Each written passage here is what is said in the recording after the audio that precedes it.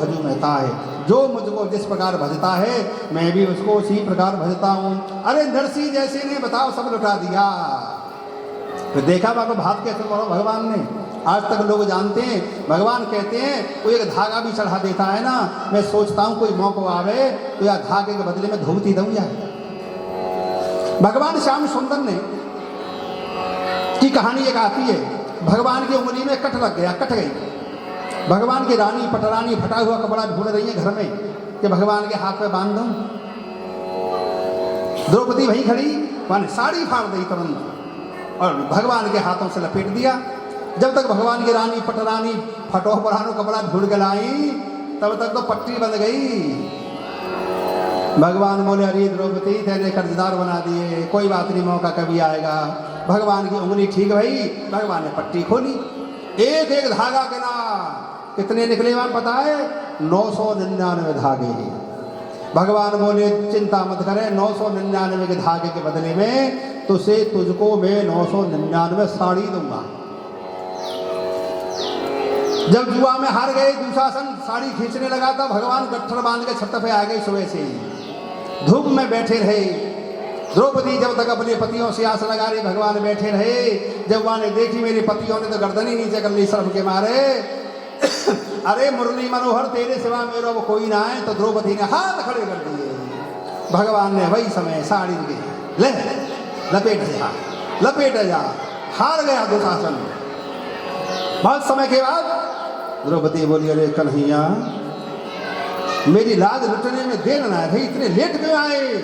भगवान बोले तू हमें बेवकूफ मत बना, अरे हम तो सवेरे से ही बैठे वहां, हमें तो पता थी होने वाला क्या है। तेने हमारी ओर ध्यान कब किया? तेने जब ध्यान किया जब तेरी बस नहीं चली, जब तेने देखा अब तो मैं बस में लुटने वाली हूँ, तब तेने मेरा ध्यान किया। मैंने वही दिन वही समय पे गट्ठर खोलने चालू कर दिए। अरे मैंने तो कोई एहसान ना करो, ज्यादा दिन मैंने पट्टी बांधी थी, वही दिन मैंने संकल्प ले लिया था कि कभी मौका आवेगो तो 999 साड़ी तुम्हें दूंगा। वो मैंने अपना वायदा पूरा कर दिया। तो भगवान किसी का नहीं रखते। बोलो वृंदावन बिहारी लाल की। अब देखो इधर प्रसंग चल रहा है यज्ञ भगवान और इनकी पत्नी है दक्षिणा।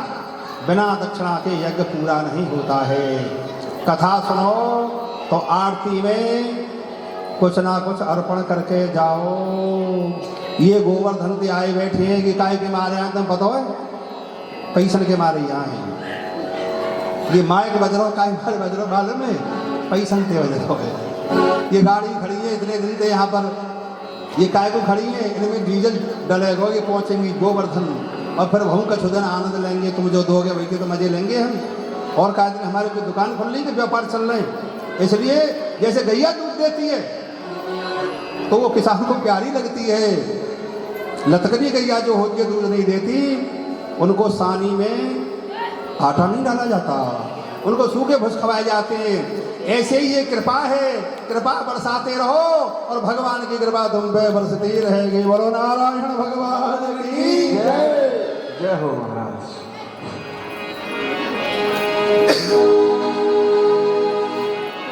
भज गोविंद गोविंद गोपाला, भज गोविंद गोविंद गोपाला, गोविंद गोविंद गोपाला, भज गोविंद गोविंद गोपाला।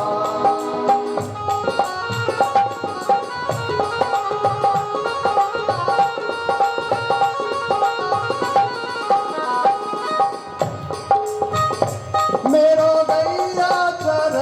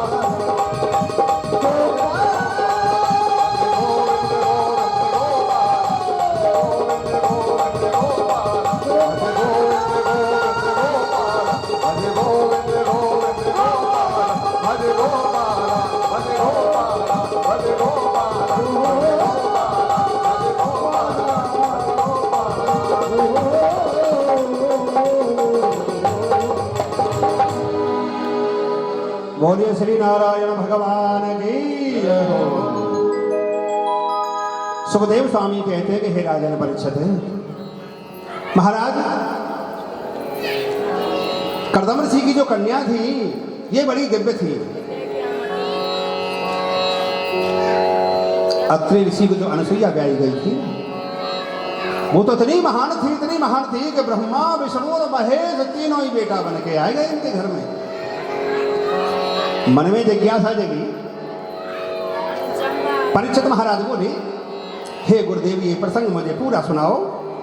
अत्रेर्ग्रह सुरश्रेष्ठा तापतु हे तभी किंचित कीर्तवो जाता एतदा कही में गुरु। ऐसा हुआ जिस समय अनुसुईया की अत्रि ऋषि के साथ में शादी हो गई थी। पहले इनके नाम समझिए, क्या नाम है? अनुसुईया जी का मतलब क्या है? अनुसुईया का मतलब है असूया रहित। असूया किसको कहते हैं? जलन। जलन किसी को देख करके नहीं करनी चाहिए। किसी का बढ़िया मकान बन गया तो उसी से जलने लगे। काव के बालक की बढ़िया नौकरी लग गई तो वही से जलन लगे। काव के छोरा की बढ़िया बहू आ गई तो वही से देख के जलने लगे। काव के बालक पास होने लगे अच्छे नंबरों से, वही से जलने लगे। जलन नहीं करनी चाहिए। भगवान कहते हैं जो औरों का भला चाहता है उसका खुद का भी भला होता है, जो औरों का बुरा चाहता है उसका खुद का भी बुरा होता है। इसलिए हृदय इतना विशाल रखना चाहिए। सर्वे भवन्तु सुखिनः सर्वे सन्तु निरामया।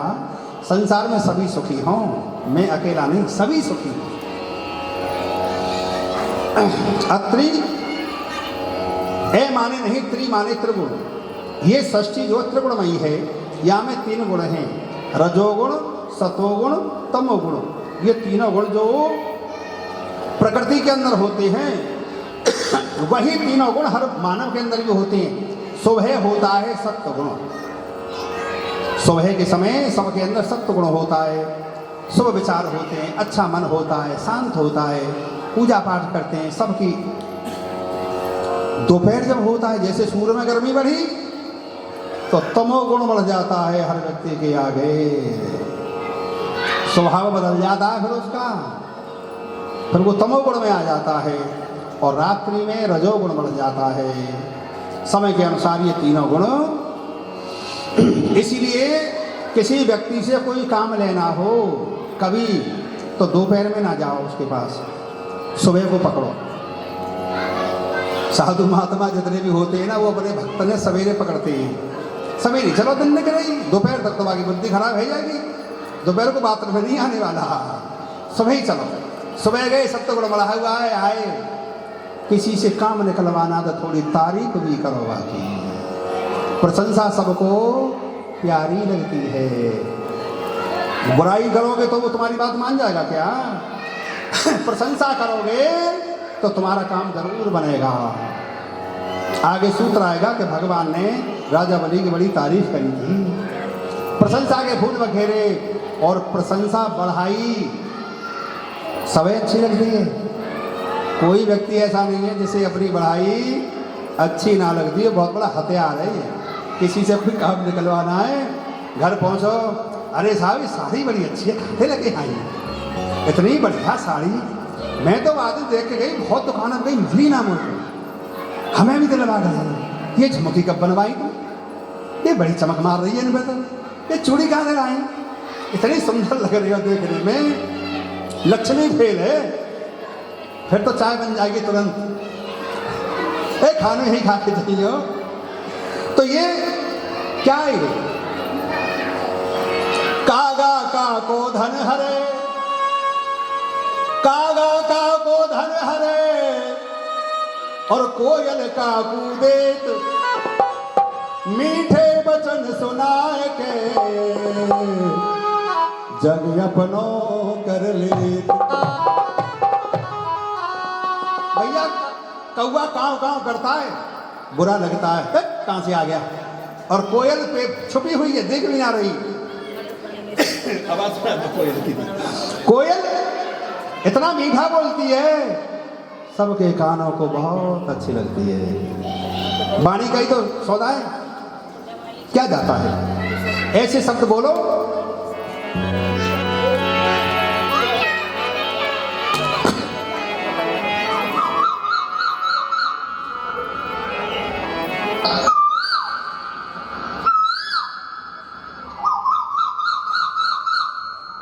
मीठे वचन सुनाए के जग अपनो कर ले, ऐसी वाणी बोलिए,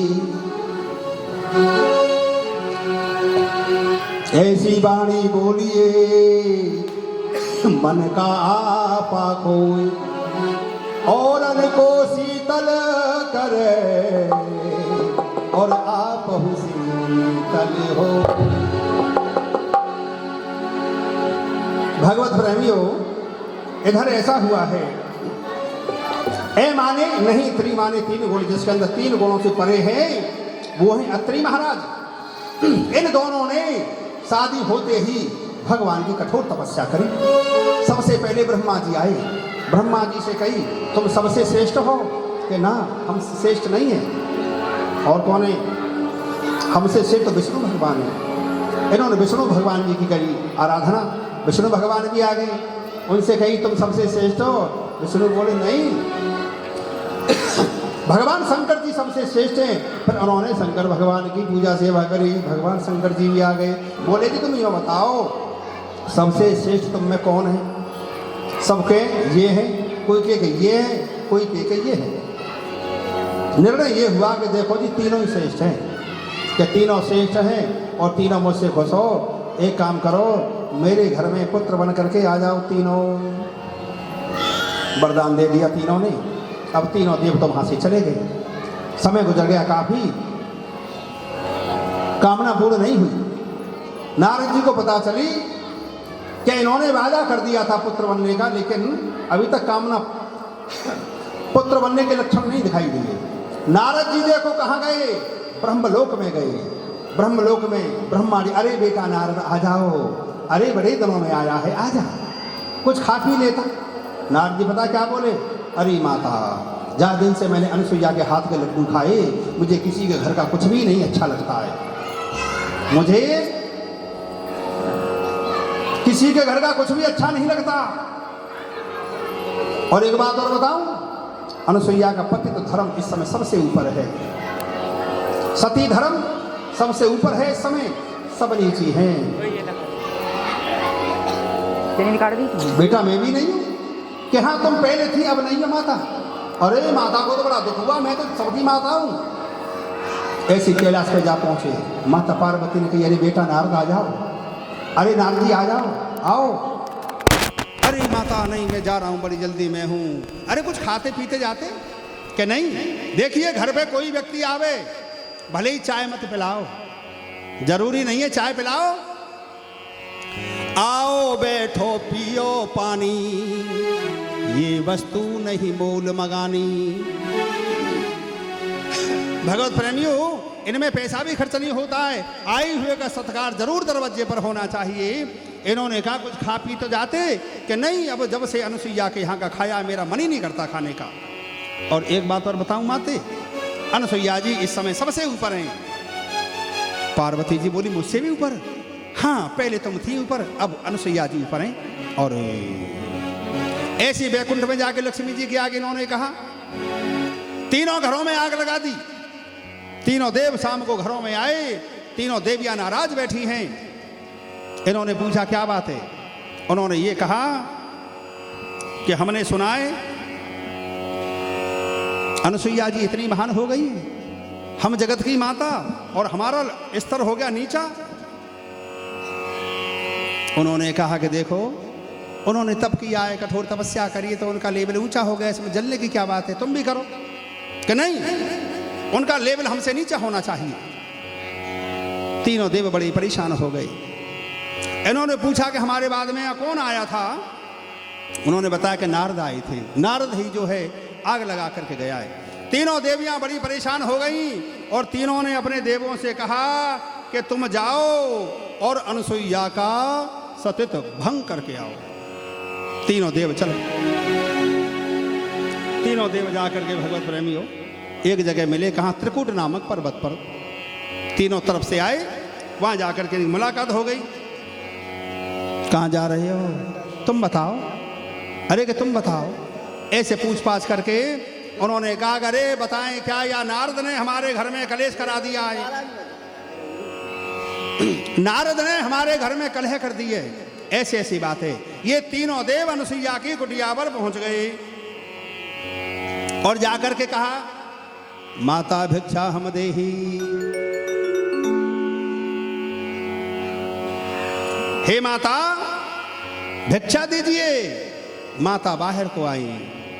अतिथि भगवान का रूप होता है। फल थे उनके पास, फलों को लेकर के बाहर आई। तो ये तीनों देव बोले, हम इस प्रकार का भोजन नहीं स्वीकार करते।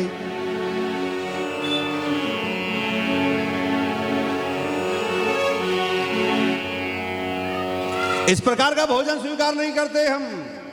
हमें अपनी कुटिया में बैठाओ, अपने शरीर के कपड़े उतारो और भोजन बनाओ, अपने हाथों से खिलाओ, तब लेंगे। अब जब तीनों देवों ने ऐसे कहा तो अनुसुईया जी सोच में पड़ गई। ध्यान किया अपने पति का, हो ये तो ब्रह्मा विष्णु महेश तीनों हैं। अब अनुसुईया जी ने क्या किया? अनुसुईया जी ने तीनों से कहा कि अंदर आ जाओ।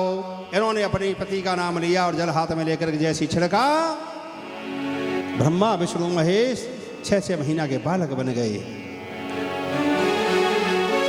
और माता अनुसुईया जी ने डाल दियो पालना, झूल रहे तीनों देव बन करके लालना। माता अनुसुईया ने डाल दियो पालना, तीनों देव झूल रहे बन करके लालना।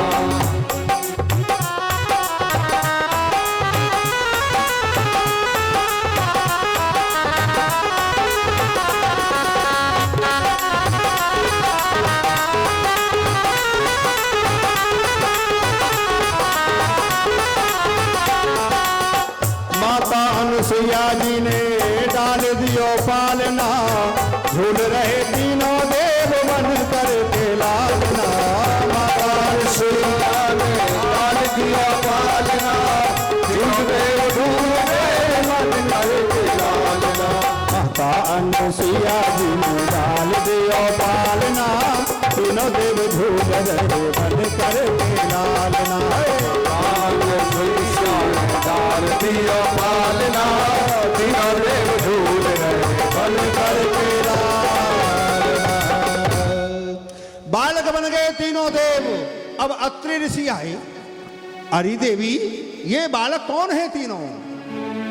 बोली महाराज ये तीनों तुम्हारे बेटा हैं। उन्होंने कहा हमारे बेटा? कि हाँ। और देवी तुमने ये क्या किया? जगत के जो परमपिता परमात्मा है तुमने बालक बना लिए हैं। हाँ महाराज। अब तो ये बालक बन करके रोने लगे।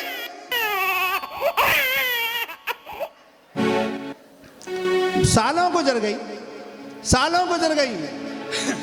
नारद जी ने सोचा अब एक चक्कर लगा के आऊं। नारद जी फिर कैलाश पर गए, ब्रह्मलोक में गए, वैकुंठ में गए। तीनों देवियां, अरे बेटा, अरे नारद जी जरा रुको रुको रुको। अरे माता मैं जा रहा हूं। अरे रुको तो सही, बोलो क्या बात है, जल्दी बोलो। तुमने हमारे स्वामी देखे? अरे माता स्वामी तो ना देखे, पर एक बालक जरूर देखा मैं अनुसुईया जी की कुटिया पे, इतना छोटा सा। ओहो, तो अनुसुईया ने हमारे पति को बालक बना लिया।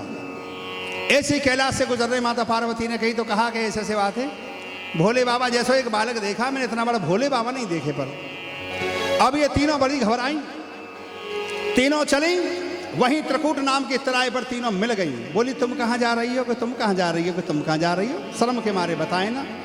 तीनों ने फिर बताया कि बात ये है कि हमारे पति अनुसुईया जी ने बालक बना लिए हैं। अब तीनों देवियां मिल करके अनुसुईया की कुटिया के बाहर आ गईं।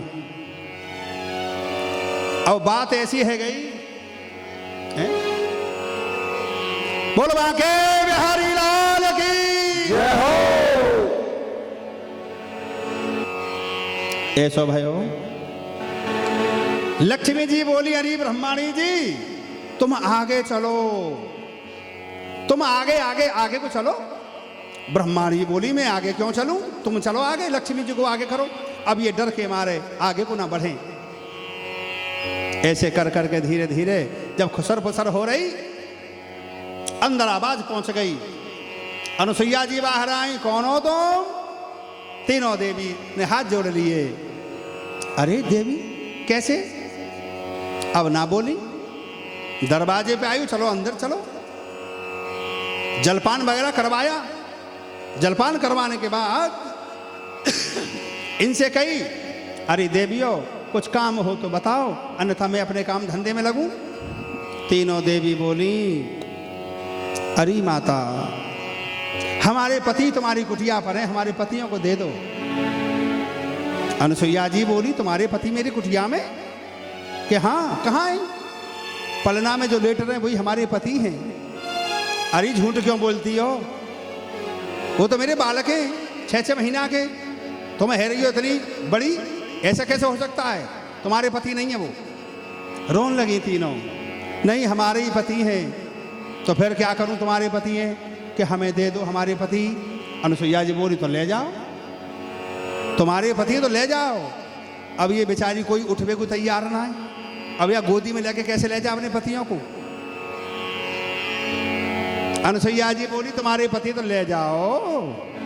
अरे दूध पिवा पिवा के बड़े कर लेना, ले जाओ। कैसे आ गई? अनुसुईया जी बोली जब ये बताओ, ये तुम्हारे पति का घर है जहां मेरे बेटा रह रहे हैं और तुम इनकी बहू हो, तो तुम्हारी ये ससुराल हुई कि ना हुई? कि हाँ जी। तो जहां तुम्हारे पति रहते वहां तुम भी रहो। अब तीनों बोली चुप रहो, काम बन गया। अनुसुईया जी बोली जहां बेटा वहीं मेरी बहू, काम करो। बहुत दिन हो गए मुझे भी काम करते करते। अब कोई झाड़ू लगाने लगी, कोई बर्तन मांजने लगी, कोई आटा मारने लगी। अरे वहां तो कुटिया में रौनक हो गई, चमक हो गई, लक्ष्मी का निवास हो गया। शाम को कर्दम अत्रि ऋषि आए, उन्होंने देखा अरे देवी आज हमारे घर में बड़ी चमक हो रही है, बड़ी सुगंधी आ रही है, बड़ी रौनक हो गई है। क्या बात है? बोले हमारे बेटाओं की बहू भी आ गई है। अत्रि ऋषि कहने लगे अरे देवी तुम दिनों दिन माया में फंसती जा रही हो, क्या बात है? ये ठीक नहीं कर रही हो तुम। बोली नहीं, जो भी कुछ हो रहा है वो सब ठीक हो रहा है। समय गुजरता रहा, एक दिन की बात है, रात्रि का समय रहे। ये तीनों देवियां अनुसुईया जी के पैर दबा रही थी। इनके आंसू की बूंद पांवों पर गिरी। अनुसुईया ने सोची कि पानी कहां से